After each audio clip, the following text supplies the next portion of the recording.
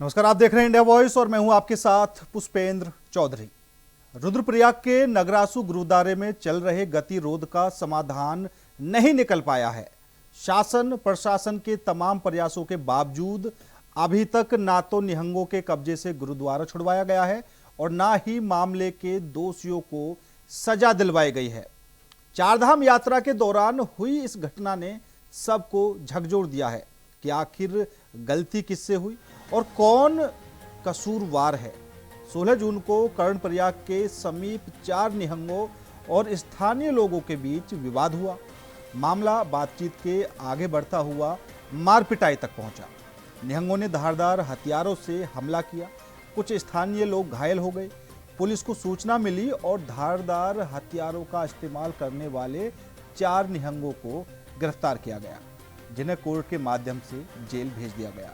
लेकिन इस घटना के 3 दिन बाद 19 जून को रुद्रप्रयाग सीमा पर स्थित नगरासु गुरुद्वारे पर देर शाम निहंगों और गुरुद्वारा प्रबंधन के बीच विवाद हुआ, जिसमें 7 निहंगों ने गुरुद्वारे पर कब्जा कर लिया। समय के साथ इस घटना के ऐसे वीडियो सामने आए जिससे क्षेत्र में दहशत का माहौल बन गया। निहंगों से वार्ता के बाद जो सेवादार उनके कब्जे में थे उन्हें बचाया गया। इसके बाद फिर वार्ताएं हुई, समझाने का प्रयास हुआ तो 3 दिन 3 निहंगों द्वारा गुरुद्वारे से उतर आए। लेकिन अभी भी 4 निहंग तलवारों और बंदूकों के साथ गुरुद्वारे की छत पर बैठे हुए हैं। कुछ पथराव के वीडियो सामने आए। मामला इतना बढ़ गया कि पंजाब के सीएम भगवंत मान ने भी सीएम पुष्कर सिंह धामी से बात की और मामले को सुलझाने की मांग की। लेकिन जैसी तस्वीरें गुरुद्वारे से आ रही हैं उससे मामला शांत तो नहीं, लेकिन तनावपूर्ण जरूर लग रहा है। अब ऐसे में सरकार और प्रशासन के लिए दोहरी चुनौती सामने आई है, जिसमें बिना यात्रा प्रभावित किए हुए राज्यों से के आपसी मित्रता वाले संबंध बनाए रखते हुए इस मामले को शांत कराने की आगे कोशिश की जा रही है। हालांकि सीएम धामी ने साफ और सख्त रुख अपनाया है और कहा है कि शांति कायम करने के लिए ठोस कदम उठाए जाएंगे। क्या कुछ प्रतिक्रियाएं हैं वो आपको सुना देते हैं। नगरासु में जो भी घटना सामने आई है और सभी पक्षों को हमने निष्पक्ष रूप से सरकार प्रशासन पुलिस कार्रवाई कर रही है और सभी प्रतिनिधि मंडल यहाँ पर प्रशासन के लोगों से मिले भी हैं और हमारे पुलिस महानिदेशक ने लगातार पिछले 2-3 दिनों से बात की है। और ये यात्रा का सीजन है और जहाँ चारधाम यात्रा भी इस समय चल रही है और अपने आप में एक रिकॉर्ड तीर्थयात्री अभी तक वहाँ पहुँच गए हैं। 40 लाख संख्या वहाँ होने वाली है। हेमकुंड साहब की यात्रा भी जो है पिछले साल की तुलना में 20-25 हज़ार अधिक हो गई है। अभी शुरुआती दिनों में ही 1,25,000 के आंकड़े को छू गई है। और चूँकि उत्तराखंड में 3 बड़े स्थान हमारे यहाँ पर हमारे सिख गुरुओं के द्वारा जिनकी स्थापना की गई थी, चाहे वो हेमकुंड साहब हो, रीठा साहब हो, नानकमता साहब हो, वो उत्तराखंड में ही है। और प्रत्येक वर्ष यात्रा चलती है। सबका सम्मान करना हम सबका संस्कार भी है। देवभूमि अतिथि देवो भव की तर्ज पर हमेशा यहाँ पर लोगों का सबका स्वागत करती है। तो सभी को बता दिया गया, कोई अब इशू नहीं है और कार्रवाई हो रही है, कानूनी कार्रवाई। जो भी दोषी पाया जाएगा उसके खिलाफ कार्रवाई हुई है और कार्रवाई आगे भी होगी। देखिए, गुरुद्वारा का आंतरिक मामला तो मुझे कुछ कहना नहीं है। कब्जा क्या है, किस रूप में है, इसका विषय बनता नहीं है। और मैं कह सकता हूं कि जल्दी जल्दी वहां शांति बने और इस प्रकार वातावरण को रोका जाए। देखिए, किसी को भी कानून अपने हाथ में लेने का अधिकार नहीं और कानून व्यवस्था बनी रहे, ये प्रदेश के मुख्यमंत्री और गृह मंत्री का काम है। अगर अव्यवस्था हुई है तो उसके लिए धामी प्रशासन जिम्मेदार है। दोनों पक्षों को संयम से अगर कोई बात है तो उसका समाधान निकालना चाहिए। किसी को भी कानून अपने हाथ में लेने का अधिकार नहीं है। तो आज इसी मुद्दे पर करेंगे चर्चा में शामिल होने के लिए हमारे साथ भारतीय जनता पार्टी से हनी पाठक जी और कांग्रेस से आशीष नौटियाल जी जुड़ चुके हैं। दोनों ही मेहमानों का बहुत बहुत स्वागत है। सबसे पहले हनी पाठक जी, आपके पास ही आऊँगा क्योंकि आज इस घटना को लेकर मुख्यमंत्री धामी ने जिस तरीके से कहा है कि उत्तराखंड देवभूमि है और यहाँ पर सभी धर्मों का, सभी धार्मिक स्थलों का सम्मान किया जाता है दूसरी तरफ जो कांग्रेस है वो भी सवाल उठा रही है, लेकिन यहाँ पर सीएम धामी ने स्पष्ट कर दिया है कि कोई भी गुनहगार हो उनके खिलाफ सख्त कार्रवाई होगी। सवाल ये बनता है कि क्या निहंगों से वार्ता पूरी हो चुकी है, उनको गुरुद्वारे से बाहर बुला लिया गया है, क्या कुछ चल रहा है फिलहाल? पहले तो मैं आपको जो लेटेस्ट अपडेट है ये देना चाहूंगी कि इस समय फिलहाल ये स्थिति रही है कि जितने निहंग छत पर थे वो सभी नीचे उतर आए हैं और वार्ता के लिए दल अंदर जा चुका है और पूरी तरीके से वार्ता होने की तैयारी शुरू हो चुकी है। अब कोई भी फिलहाल छत पर नहीं है। अभी अभी वहां से ऑफिशियल स्टेटमेंट भी आई है, वीडियो भी जारी किया गया, सभी नीचे उतर आए हैं और वार्तालाप शुरू होने जा रही है। और जहां तक रही बात हमारी सरकार की, तो देखिए कानून सबके लिए बराबर है। गुरुद्वारा सिख आस्था का केंद्र है, निहंग सिख परंपरा के रक्षक भी कहे गए हैं, लेकिन भारत में एक प्रथा चली आई है कि धर्म से ऊपर कोई भी कानून नहीं। लेकिन ये चीज को अब बदलना होगा। कानून से ऊपर किसी भी प्रकार का कोई धर्म नहीं है। अगर कोई व्यक्ति चाहे वो किसी भी धर्म का हो, पंथ का हो, कानून हाथ में लेगा तो निश्चित रूप से उस पर किसी भी प्रकार की जो भी कानूनी कार्यवाही है वो करी जाएगी। और ये जो माहौल है वो ऐसा माहौल है कि इस समय इस पर ज्यादा वार्तालाप करना, जिस समय हमारे इस समय उत्तराखंड में चारों धाम की यात्रा चल रही है, उस समय किसी भी प्रकार की अगर कोई अराजकता का माहौल बनने वाली कोई भी हमारी एक बात भी होती है तो उस बात से भी किसी को ठेस न पहुंचे, इस तरीके से चीजों को देखते हुए कार्य को आगे बढ़ाना चाहिए। धार्मिक भावना और अराजकता इन सब चीजों को देखते हुए ही कोई भी स्टैंड लेना चाहिए। हम ये जो निहंग की परंपरा है ये शस्त्र अस्त्र त्याग को सम्मान के रूप में देखते हैं। गुरु गोविंद सिंह की फौज का ये नमन करते हैं। लेकिन अगर कोई निहंग के नाम पर मारपीट, दादागिरी, अवैध कब्जा करेगा तो वो निहंग नहीं अपराधी मात्र के रूप में देखा जाएगा। और जिस चीज को इस तरीके से हमारी सरकार लगातार देख रही है। गुरुद्वारा प्रबंधक कमेटी और निहंग के बीच में अभी वार्तालाप जारी होने की चीजें दिख रही है और ये भी काफी अच्छा रहा है कि 36 घंटे से ऊपर हो गया, लेकिन किसी भी प्रकार से न कहीं कोई गोली चलाई गई, न कोई अराजकता का माहौल बनाया गया। गुरुद्वारे को पूरी निगरानी में रखा गया। गुरुद्वारे में जिस प्रकार से सिख कमेटी के कुछ गुरुद्वारा कमेटी के कुछ लोगों को बंधक बना के रखा गया था, अभी फिलहाल की रिपोर्ट में उनको नीचे लाया गया है, छोड़ दिया गया है। अब देखिए वार्तालाप में क्या नहीं, हनी पाठक जी, अभी आप बोल रही हैं कि किसी तरह की कोई ऐसी घटना देखने को नहीं मिली, पूरी निगरानी गुरुद्वारे पर बनाकर रखी गई।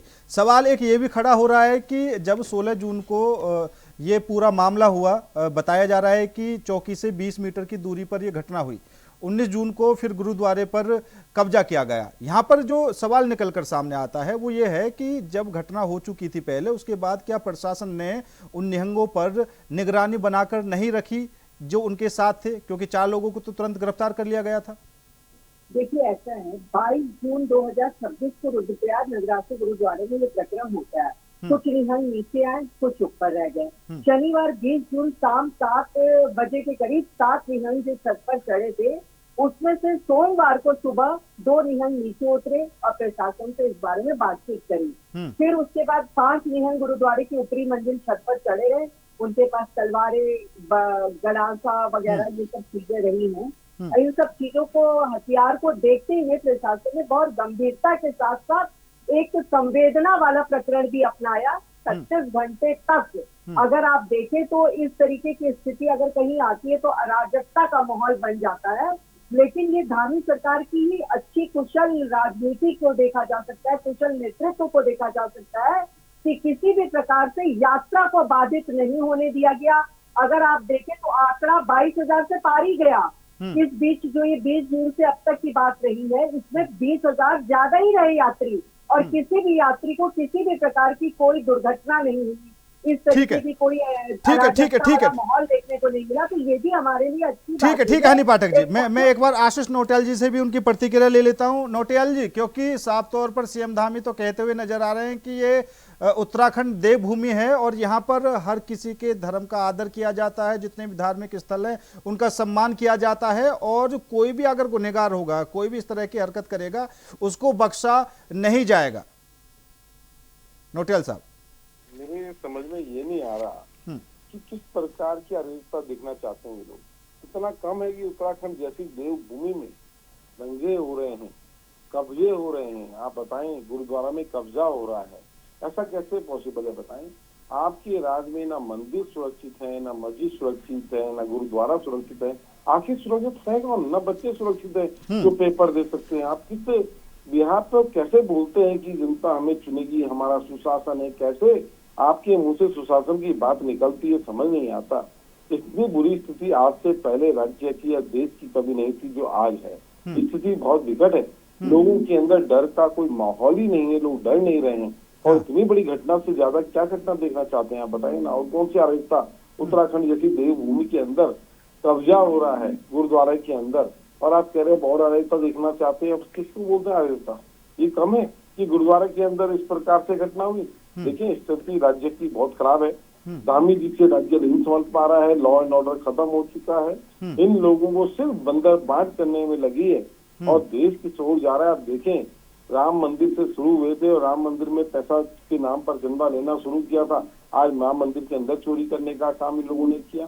तो इन लोगों से आप एक अभी जब कुछ गलत होता है या तो कांग्रेस के ऊपर इल्जाम डाल देते हैं और या फिर जो है अलग अपने ऊपर कभी नहीं कि नहीं इन्होंने कांग्रेस ने किया था या यहाँ पे ये पुलिस की गलती है, यहाँ पे इसकी गलती है। मतलब गलती इनकी कभी नहीं होती। ये इस प्रकार के लोग हैं कि इनकी कहीं कोई गलती नहीं है तो फिर भैया क्या तुम करते क्या हो? अगर सरकार आपकी है तो जिम्मेदारी आपको लेनी पड़ेगी। आज शिक्षा मंत्री हो, स्वास्थ्य मंत्री क्यों बनाए जाते हैं? सबसे बड़ा पद है, आपको सबसे बड़े पद पे इसलिए नवाजा गया है कि इस डिपार्टमेंट के अंदर जो भी पद काम होंगे उसको आप देखेंगे और ईमानदार से चलाएंगे। नहीं बिल्कुल नोटेल साहब आपकी बात भी ठीक है, लेकिन जिस तरीके से प्रशासन वहां पर निहंगों के साथ बैठक की तैयारी कर रहा है, बात करने की कोशिश की जा रही है और एक आस भी है कि जो समझौता है वो भी हो जाए। आपको क्या लग रहा है? मतलब अब तक कई बार वार्ता हुई जो सफल नहीं हो पाई। अभी साफ तौर पर अभी बताया हनी पाठक जी ने कि जो बैठक है वो शुरू हो चुकी है, जो निहंग है वो छत से नीचे आ चुके हैं, दोबारा बातचीत शुरू है। आपको क्या उम्मीद लग रही है? अच्छा चाहेंगे, हमारा देश है, हमारा राज्य है, हम गलत क्यों चाहेंगे? लेकिन आज ऐसा चल रहा है जैसे हिंदुस्तान पाकिस्तान या हिंदुस्तान चाइना की वार्ता चल रही हो। अरे हमारे देश की तो है। आखिर ऐसा हुआ क्यों हो रहा है इस प्रकार से कि आज इतनी नफरत क्यों हावी है? एक दूसरे में नफरत क्यों करने लगे हैं? हमें सोचना पड़ेगा ऐसा क्यों हो रहा है। आप बताए ना, आप हिंदू मुस्लिम जो शुरू हुए थे आज तो आप हट गए, आप ईसाई पे घुस जाओगे या फट के घुस जाओ, तो ये गलत हो रहा है। सरकार की गलत नीतियों का परिणाम है कि आज लोग एक दूसरे को कर रहे हैं। नोटेल साहब आप क्या कहना चाह रहे हैं कि ये जो पूरा मामला है इसमें भी कहीं ना कहीं बीजेपी हिंदू मुस्लिम या किसी धर्म को जोड़ रही है?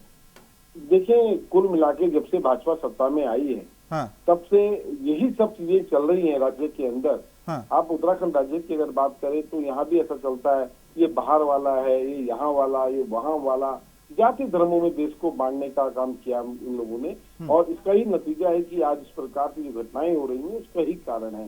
सिर्फ जो आग लगती है तो दूसरे को ही मत समझो, वो आग अपने घर में भी पहुंचती है। तो इस प्रकार की जो घटनाएं हुई है इनकी ही गलत नीतियों के कारण हुई है, इनकी नफरती नीतियों के कारण हुई है, जिस प्रकार से लोग ठीक है नोटेल साहब, इतनी बात है, आने वाले टाइम में पता नहीं क्या क्या ठीक है हनी पाठक जी, क्योंकि जो घटनाएं उत्तराखंड में फिलहाल हुई हैं या जो पहले हो चुकी हैं, बेशक आपकी सरकार हो या कांग्रेस की सरकार के कार्यकाल में हुआ, वो तो सरकार को जिम्मेदारी लेनी ही पड़ेगी कि भाई हमारी सरकार में सब कुछ हुआ है, तो सवाल विपक्ष भी उठाएगा। लेकिन जो यहाँ पर अब नोटियाल साहब कहते हुए नजर आ रहे हैं कि शुरू से ही धर्म की राजनीति बीजेपी करती आई है, पिछले कई धर्म की राजनीति। और मुझे तो बहुत ही ज्यादा आश्चर्य हो रहा है कि जब देवभूमि उत्तराखंड में इस तरह का अराजकता से माहौल की बातें चल रही हो, उस समय अपनी विपक्ष रोटियां सेक रहा है। तो शर्म आनी चाहिए कि उत्तराखंड देवभूमि में जब इस तरह का सेंसिटिव मुद्दा है तब हम अपनी राजनीतिक रोटियां सेक रहे हैं। रत्ती भर भी लेश मात्र भी शर्म नहीं रह गई कि आप उत्तराखंड के हैं और उत्तराखंडी होने की कोई तो एक लेश मात्र आपको पहचान बना के रखनी चाहिए। मैं इनसे पूछना चाहती हूँ, धर्म की राजनीति कौन कर रहा था? बनभूलपुरा में जब ये कांड हुआ था, रेलवे ट्रैक के नीचे लोगों के, ये घरों के नीचे रेलवे ट्रैक की मिले थे, तब आपने धर्म की राजनीति करते हुए क्यों वहां पर गए थे? इंदिरा हृदय जी के बेटे तुरंत कपिल सिब्बल को क्यों मैदान में उतार दिया था? तब वोट बैंक की राजनीति दिखाई नहीं दे रही थी। जब 5000 से एकड़ भूमि को अतिक्रमण मुक्त कराया गया तब इनको वोट बैंक की राजनीति नहीं दिखाई दे रही है। तब इन्होंने क्यों चुप्पी साध रखी है? तब पता लगे ना कि हाँ ये एक समुदाय विशेष के हक के लिए हमेशा से बोलने से पीछे क्यों नहीं सकते, ये इस चीज का जवाब हाँ, और हनी किस पाठक चीज जी की बात कर रहे हैं बिल्कुल। आशीष नोटियाल जी, आप कैसी बात करें? हाँ, ठीक है। ऐसा है पुष्पेंद्र जी, हाँ रुद्रप्रयाग में जो आपस में लोगों के बीच में झगड़ा होता है, कभी हाँ। आप भी अपने घर से निकलते होंगे गाड़ी में, आस पास में कभी किसी से झगड़ा हो जाता है, आपस में टकराव हो जाता है, तो इसका मतलब ये थोड़ी हो जाता है कि सरकार ही इसके प्रति जिम्मेदार है। मैं ही कभी एक्टिवा से जाती हूँ, मेरी आसपास में किसी न किसी से लड़ाई हो जाती है कि साइड चल लो, धक्का मत दो, एक्टिवा में बिल्कुल। डेंट पड़ जाता है, तो इसका मतलब ये नहीं है कि इसके पीछे सरकार जिम्मेदार है।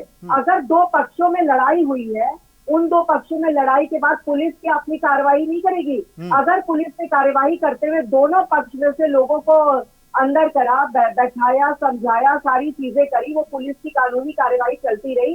लेकिन उनके बचाव में जब ये निहंग साधु आते हैं और गुरुद्वारा पे पूरी तरह से घेराव कर लेते हैं और गुरुद्वारा कमेटी को बंधक बनाते हैं, तो अब आप बताइए कि उन 4 लोगों को छुड़वाने के लिए अगर ये इस तरीके का अराजकता वाला माहौल बनाएंगे, उसके बावजूद भी अराजकता हो नहीं पाई, क्या ये धार्मिक सरकार की सफलता? नहीं बिल्कुल। और हनी पाठक जी, इससे जुड़ा हुआ एक सवाल ये भी है, जैसा आपने कहा अभी कि उन 4 लोगों को छुड़ाने के लिए निहंगों ने गुरुद्वारे पर कब्जा कर लिया। अब जो पंजाब के मुख्यमंत्री हैं भगवंत मान, उन्होंने मुख्यमंत्री धामी से बातचीत की है इस पूरे मामले को लेकर, तो क्या आपको हनी पाठक जी लग रहा है कि एक राज्य का जो सीएम है वो भी कहीं ना कहीं एक समुदाय के साथ खड़ा है? क्या कुछ आप देख पा रहे हैं? ऐसा देखिए क्या होता है, जैसे हम उत्तराखंडी हैं, आशीष नौटियाल भाई भी उत्तराखंडी हैं। अब हम लोगों में क्या होता है, जब हम उत्तराखंड से कोई व्यक्ति कहीं पर जाकर, जैसे विदेश नीति होती है, राज्य की नीतियां होती है, अगर वो पंजाब के मुख्यमंत्री भगवंत सिंह मान की, वो पंजाब का पूरा बहुल्य क्षेत्र है, पंजाबी लोग हैं वहां पर, अगर उनके कुछ लोग यहाँ पर उत्तराखंड में गुरुद्वारे के प्रकरण को पूरी तरीके से देखते हुए बंधक बना रहे उनकी कमेटी के लोगों को, तो निश्चित रूप से एक राज्य के मुख्यमंत्री होने के नाते अगर वो उत्तराखंड राज्य के मुख्यमंत्री से वार्तालाप कर रहे हैं, तो वो ये दिखा रहा है कि दूरदर्शी सोच मुख्यमंत्री श्री पुष्कर सिंह धामी जी के, उनको विश्वास है कि किसी भी प्रकार से अराजकता का माहौल उत्तराखंड में नहीं हो पाएगा। और अभी मेरी बात छोटी सी कट गई थी इनकी, किस बात की बात कर रहे हैं आपकी? वोट बैंक की राजनीति करती आ रही आशीष नौटियाल जी। जब निहंग कोई गलत करे तो चुप, जब पुलिस एक्शन ले तो सिख विरोधी का पोस्टर। ये दोहरा चरित्र ना आपका है, भारतीय जनता पार्टी का नहीं। 1984 के सिख दंगों पर आपने एसआईटी बनाई और उसके बाद करतारपुर कॉरिडोर खोला, ये सब काम किसने किया? 1984 में आपने सिख दंगे तो करा दिए, लेकिन हम सर्वधर्म एक सम्मान को समझते हुए करतारपुर कॉरिडोर हमने खोला, सिख विरोधी दंगे पर एसआईटी की जांच हमने बैठाई और 350 सिख कैदियों को रिहा हमने कराया। बिल्कुल बिल्कुल बिल्कुल बिल्कुल बिल्कुल बिल्कुल ठीक है हनी पाठक जी, अब सीधा सा सवाल ये है कि ये जो प्रशासन उनसे वार्ता करने की कोशिश की जा रही है, उद्देश्य क्या है? क्या उनको समझाने की कोशिश की जाएगी कि भैया आप कब्जा मत करो, अगर कब्जा किया है ये एक तरह से क्राइम है तो उनको सजा भी दी जाएगी? क्या कुछ कदम उठाए जाएंगे? देखिए ऐसा है, जिन्होंने 12 साल अराजकता की लैब चलाई है, आज वो यहाँ पर बैठ के हमें अराजकता का ज्ञान दे रहे हैं, तो मुझे शर्म आ रही है पुष्पेंद्र जी। अब आपके सवाल के जवाब पर मैं आती हूँ। निश्चित रूप से जब हम क्रोधित होते हैं पुष्पेंद्र जी, ये डिबेट के टॉपिक से अलग से ये बात होती है, संतों की तरह बात कर रहे हैं, लेकिन जब देश राज्य में हमारे इस तरीके की कोई भी समस्या आती है तो हमें हर पहलू को देखना होता है। निश्चित रूप से हम उनकी संवेदनाओं के साथ साथ कानून का भी सहारा लेते हुए उनसे वार्तालाप करेंगे, क्योंकि 4 धाम की हमारी यात्रा चल रही है, हेमकुंड साहिब की पवित्र यात्रा चल रही है। उस समय अगर इस तरीके का कोई वातावरण फैलता है तो निश्चित तौर पर हमारे उत्तराखंड देवभूमि में एक अजीब सा माहौल देखने को मिलेगा। वो अभी नीचे उतरे हैं, धामी सरकार की बहुत बड़ी उपलब्धि के रूप में जाना जाएगा कि शांतिपूर्वक तरीके से वार्तालाप करने के लिए वो मान गए हैं। हम बात करेंगे, वो क्रोधी हैं, लेकिन हर क्रोध का अंत होता है, पल भर का गुस्सा, पल भर की खुशी काफी कुछ दे भी जाती है। बिल्कुल बिल्कुल बिल्कुल बिल्कुल बिल्कुल। और हनी पाठक जी, हाँ हनी पाठक जी, आपने जो ये बात कही है, मैं इस मामले में आपकी भी और सरकार की भी थोड़ी तो तारीफ करूंगा ही, कि आपने कहा कि वो थोड़े से क्रोधित हैं और उनकी भावनाओं का थोड़ा सम्मान करना चाहिए, तो इस वजह से हम उनके साथ बात करेंगे। और यही फर्क है मेरे हिसाब से उत्तराखंड की सरकार में बाकी राज्यों की सरकार में, वरना बिहार में भी आपकी ही सरकार है बीजेपी की, और वहां पर भरत भूषण की जो क्रोधित था वो लड़का, उसकी भावनाएं वहां की सरकार ने नहीं समझी और उसका एनकाउंटर कर दिया। तो ये भी फर्क होता है। खैर, उत्तराखंड सरकार ने ये काम कर रही है, बहुत अच्छा है। आशीष नोटियाल साहब, क्या कुछ कहेंगे आप? देखें, इन लोगों को हमेशा एक ही बात सोचती है कि विपक्ष राजनीति कर रहा है। देखो, विपक्ष राजनीतिक पार्टी है, वो जब भी बोलेगा तो आपको जरूर महसूस होगा राजनीति कर रहा है, और सच्चाई यही, देखिए राजनीतिक पार्टी है, राजनीति भी होगी। नहीं तो आप ये बताएं, आपने कौन सा मौका ऐसा छोड़ा देश के अंदर कि आपने राजनीति ना की हो? हर छोटी से छोटी और बड़ी से बड़ी चीज में आपने राजनीति की है। आपने अपने पूर्वजों को आज तक गाली देकर सोच रहे हैं चुनाव जीतने की, तो ये ऐसे चुनाव नहीं जीता जाएगा। अब अपना भी हिसाब देना पड़ेगा कि आपने आखिर किया क्या है। जब आप केंद्र में चुनाव जब होंगे 15 साल बाद आप जाओगे, तब तो हिसाब देना पड़ेगा ना कि 15 साल में आपने क्या किया, कि तभी पक्षों गाली दोगे। आज उत्तराखंड है, उत्तराखंड के अंदर आपको बताना पड़ेगा 10 साल में आपने क्या किया। अब ऐसा थोड़ी कि मैं हनी पाठक जाऊंगा आपके पास, काम चला लोगे। हनी पाठक जी, काम नहीं चलेगा। हमने वो किया जो आप नहीं कर पाए। देश को नफरत की आग में नहीं धकेला, आज आप लोगों ने देश को नफरत की आग में धकेल दिया। आप देखिए ना, कितनी बड़ी बात है। अगर गुरुद्वारा में कब्जा हो जाता है, कितनी बड़ी बात है। अगर आप कहाँ के लिए रिस्पॉन्सिबल हैं? आप एक चीज बता दें कि यहाँ हमारी रिस्पॉन्सिबिलिटी है, अगर ऐसा हो तो सरकार को बोलना। आपकी ना देश की नीति काम की है, ना विदेश की नीति काम की है, बस सरकार बनानी है, हम चुनावी मोड में घूम रहे हैं, बस इतना ही आपका ही है। तो बड़े बुरे हाल हैं। नहीं, बिल्कुल बिल्कुल बिल्कुल बिल्कुल। और नोटियाल साहब, चोरी तो कभी हुआ ही नहीं। हाँ, ये सरकार ने जिसे चोरी की है मंदिरों। हाँ नोटियाल साहब, उसके बावजूद भी मेरा हमेशा यही सवाल रहता है, जब आप बीजेपी की या केंद्र सरकार की कमियां गिनाते हैं कि जो देश की नीति है वो भी ठीक नहीं है, जो विदेश की नीति है वो भी ठीक नहीं है, उसके बाद सवाल ये खड़ा हो जाता है, फिर उसके बावजूद भी अगर इस सरकार में इतनी कमियां हैं तो आपकी सरकार क्यों नहीं आ पा रही है? नोटियाल साहब। पुष्पेंद्र जी, सरकार को आने में 5 साल में एक ही टर्म तो मिलता है, 2 टर्म तो नहीं आए हम, इसमें कौन से बड़ी बात हो गई। और नहीं आए तो इनकी झूठ और चोरी की वजह से नहीं आए। जब इन्होंने कहा भैया हम तो राम मंदिर बना रहे हैं, ये करे, आप जनता ने देख लिया कि राम मंदिर बनाने वाला राम मंदिर के नाम पर शुरू वाले दिन से बाजार से चंदा दे दो, मंदिर बनाना है, वहां से चंदा लेकर आज चोरी करते हुए नजर आए। जनता ने देख लिया कि तो चंदा चोर है।